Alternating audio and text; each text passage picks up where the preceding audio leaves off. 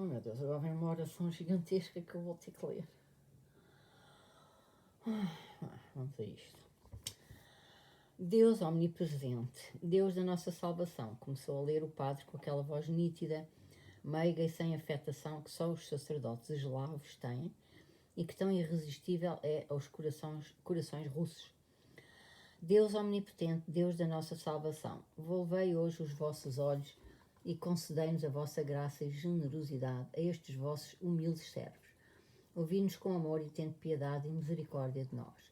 Eis que o inimigo perturba a vossa terra e quer volver o mundo todo num deserto, levantando-se contra nós. É gente unida contra a lei para levar ao perecimento o que vos pertence, para causar a devastação da vossa piedosa Jerusalém, a vossa Rússia adorada, profanar os vossos templos, pilhar os altares e ultrajar os nossos lugares sagrados. Até quando, Senhor, até quando os ímpios triunfarão? Até quando, Senhor, estará o poder nas mãos do criminoso? Deus e Senhor nosso, nós vos suplicamos, fortalecei com a vossa força Alexander Pavlovich, nosso grande autocrata e piedoso monarca. Recordai a sua doçura e honestidade, recompensai a piedade com que ele nos protege a nós, vosso Israel bem-amado. Abençoai os seus conselhos, empreendimentos e ações. Firmai com vossa mão omnipotente o seu reino e concedei-lhe a vitória sobre o inimigo, como a concedeste a Moisés sobre Amaleque, a Gedeão sobre Madian e a David sobre Golias. Protegei o seu exército, fazei com que as suas mãos, que em vosso nome se armaram, sejam fortes como o arco de cobre, e dai-lhes ânimo para a batalha. Sede a nossa lança e o nosso escudo. Levantai-vos em vossa ajuda, em nossa ajuda, para que se cubra de opróbio quem nos quer mal, e que, diante deste exército que vos é fiel, fique como o pó perante o vento, que o vosso anjo poderoso o castigue e o expulse, que uma rede invisível os envolva e que sejam caçados nas suas próprias armadilhas, que caiam aos pés dos vossos escravos e sejam espezinhados pelos nossos guerreiros, Senhor nosso. Que por vossa vontade jamais sejam exauridas nossas forças para salvar grandes e pequenos. Sois deuses e nada pode o homem contra a vossa vontade. Deus dos nossos pais, recordai vossas graças e dádivas que desde sempre nos concedeste.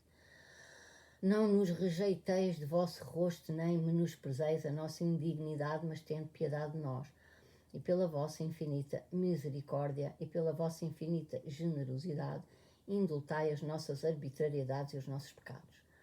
Dai-nos, Senhor, um coração puro e renovai no nosso corpo o espírito justo. Reforçai a nossa fé em vós, consolidai a nossa esperança. Inspirai-nos com o verdadeiro amor recíproco. Armai-nos com a unanimidade para defendermos com justiça a terra que vós destes aos nossos pais e a nós, e que não se eleve o sceptre dos ímpios sobre o destino dos ungidos. Deus nosso Senhor, temos fé em vós, temos esperança em vós.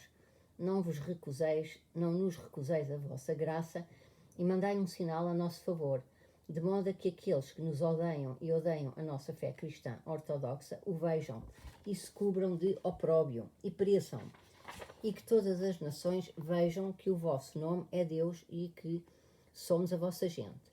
Concedei-nos, Senhor, a vossa graça e mostrai-nos a salvação. Alegrai o coração dos vossos servos com a vossa graça. Fazei com que os nossos inimigos sejam derrubados e aniquilados sob os pés dos vossos fiéis. Sois a proteção, a ajuda e a vitória dos que têm esperança em vós, e nós vos glorificamos, ao Pai, ao Filho e ao Espírito Santo, hoje e sempre, por todos os séculos dos séculos. Amém. No estado de abertura da alma em que Natasha se encontrava, esta oração impressionou-a muito. Bebeu as palavras sobre a vitória de Moisés contra Amaleque, de Gedeão contra Madian e de David contra Golias, e sobre a devastação de Jerusalém. Rogou a Deus com a ternura e a suavidade de que se enchia o seu coração, mas não percebia muito bem o que rogava a Deus na sua oração. Participava com toda a alma na súplica por um espírito justo, pelo reforço da fé e da esperança nos corações e pelo amor que as inspirasse. Mas era incapaz de rezar pelo espezinhamento dos inimigos, porque, pelo contrário, alguns minutos antes, desejava apenas ter o maior número possível deles para os amar e rezar por eles. Mas também não podia duvidar da justiça daquela oração ali feita de joelhos. Sentia na alma um pavor venerabundo e palpitante do castigo dos pecados, sobretudo os seus, e pedia a Deus que perdoasse a toda a gente, incluindo a ela, e que desse a toda a gente, incluindo a ela, o sossego e a felicidade na vida. E parecia-lhe que Deus ouvia a sua oração. 19.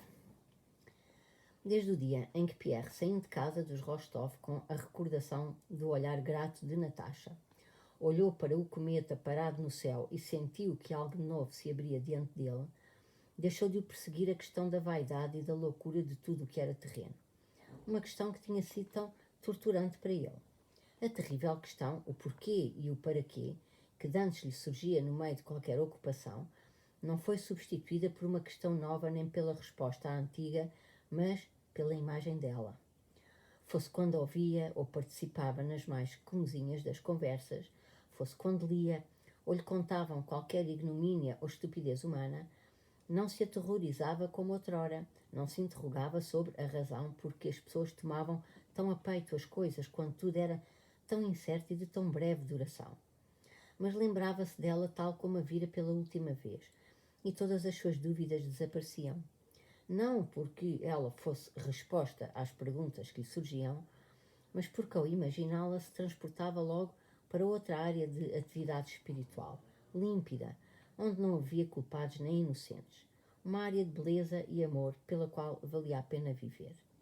Fosse qual fosse a ignomínia da vida com que se deparasse, dizia a si mesmo: não interessa que fulano tenha roubado dinheiros públicos ou da coroa e que o Estado e o czar ainda por cima lhe prestem honras.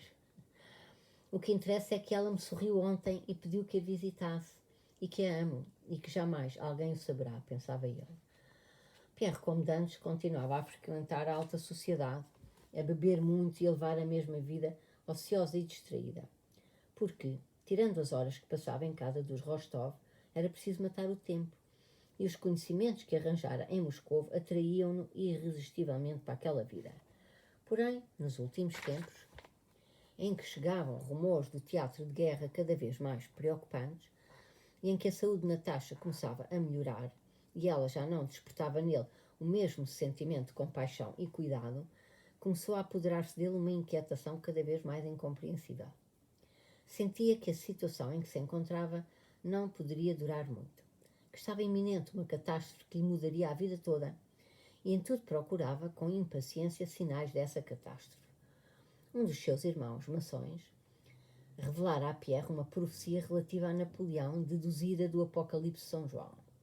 No capítulo 13, versículo 18 do Apocalipse, diz-se: aqui há sabedoria.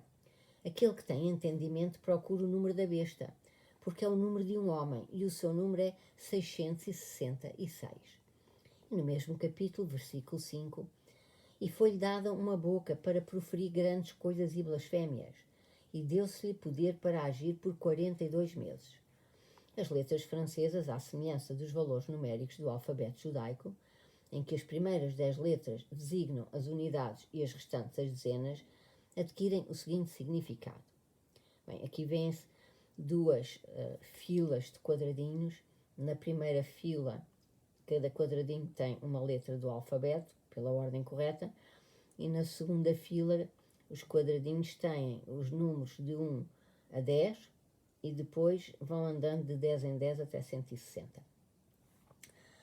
Se, de acordo com este alfabeto, for escrito com algarismos Imperador Napoleão, resulta que a soma dos números é igual a 666 e que, por isso, Napoleão era a besta de que reza a profecia do Apocalipse. Além disso, numerando da mesma maneira as palavras 42, isto é, o período dado à besta para proferir grandes coisas e blasfémias, a soma dos números também dá 666, de onde se depreende que o poder de Napoleão chega ao fim em 1812, ano em que um imperador francês faz 42 anos. Esta profecia impressionou profundamente Pierre. Perguntava a si mesmo, muitas vezes, o que exatamente poderia ter o poder da besta, ou seja, de Napoleão.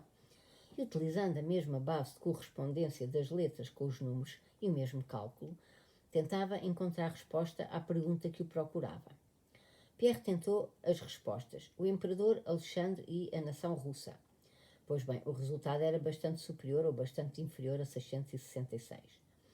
Mergulhando nesses cálculos, escreveu um dia o seu nome, Conde Pierre Bezukhov. A soma dos números também não coincidia. Mudou então a ortografia, pondo um Z em vez de um S, acrescentando de e antepondo o artigo le, mas nem assim chegou ao resultado pretendido. Passou-lhe então pela cabeça que, se a resposta à pergunta estivesse contida no seu nome, deveria também estar indicada necessariamente a sua nacionalidade. Então escreveu o russo Bezukhov, e feita a contagem obteve o número 671, apenas 5 a mais. Pois bem, o 5 correspondia ao E, e aquele mesmo E que estava omitido por elisão no artigo definido da palavra imperador. Elidindo da mesma maneira o E, Pierre obteve a solução procurada. Le Russe, portanto com L apóstrofo Russe, o russo Bezukhov, que equivalia a 666. Esta descoberta emocionou. Ele manipulou as coisas até obter o número. Como, por que laço estava ele ligado ao grande acontecimento profetizado no Apocalipse, não sabia, mas nem por um momento duvidou de tal ligação. O seu amor por Rostova, o anticristo, a invasão de Napoleão, o cometa, o número 666, o imperador Napoleão e o russo Bezukhov, tudo isso junto teria de amadurecer, de explodir e de o fazer sair daquele enfeitiçado e miserável mundo de hábitos moscovitas em que se sentia preso e catapultá-lo para uma grande façanha e uma grande felicidade. Na véspera daquele domingo em que foi lida a oração patriótica, Pierre prometera aos Rostovs levar-lhes o apelo à Rússia de que pediram um exemplar a Rastopchin, que conhecia bem, e também as últimas notícias do exército. De manhã, passando por causa de Rastopchin, Pierre encontrou lá um correio acabado de chegar do exército. O correio era um conhecido Pierre, um homem que dançava muito nos bailes. Por amor de Deus, não poderia ajudar-me, pediu o correio. Tenho o saco cheio de cartas para as famílias. No meio da correspondência havia uma carta de Nikolai Rostov para o pai.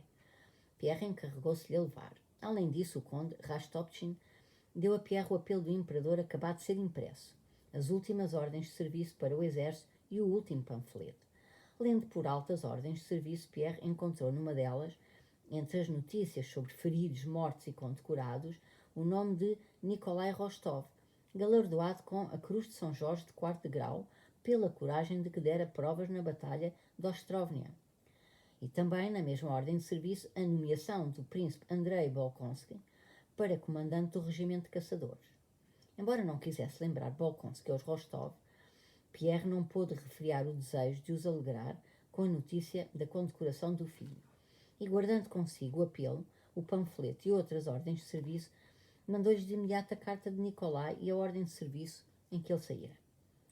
A conversa com o conde Rastopchin, o tom preocupado deste, a sua pressa, o encontro com o correio num tom desprendido, contava como andavam mal as coisas no exército, os boatos sobre os espiões descobertos em Moscovo e do pasquim que corria onde era dito que Napoleão prometera entrar ainda antes do outono em ambas as capitais russas.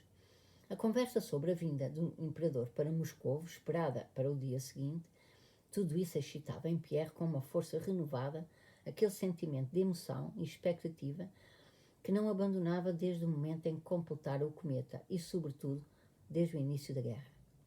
Havia muito que Pierre tinha a ideia de entrar para o serviço militar e tê-la-ia cumprido se, em primeiro lugar, não tivesse entrado para a sociedade maçónica, a que estava ligado por juramento, e que pregava a paz eterna e a liquidação da guerra. E, em segundo lugar, porque olhando para os numerosos moscovitas que vestiam farda militar e pregavam o patriotismo, tinha uma certa vergonha, sem saber bem porquê de dar um tal passo. Mas o principal motivo por que não punha em prática o seu desejo de entrar para a tropa consistia na vaga suposição de que ele, o russo Bezukhov, como se identificava com o número 666 da besta e com a grande causa de pôr termo ao poder dessa besta, que proferia grandes coisas e blasfémias, e como isso estava predestinado desde sempre, ele não deveria empreender nada e deveria esperar que os acontecimentos se dessem.